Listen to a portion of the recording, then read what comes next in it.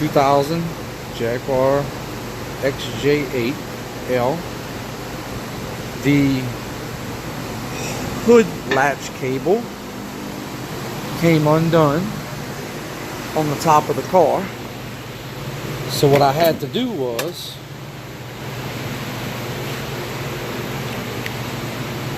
I had to cut a little access hole right here, and you can see inside of here. Let me get my other light.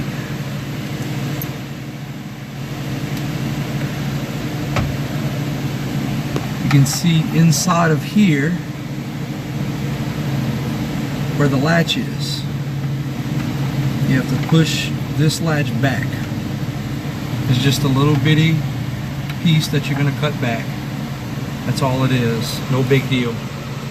And you can get the hood open and put your fender back. Thanks for watching.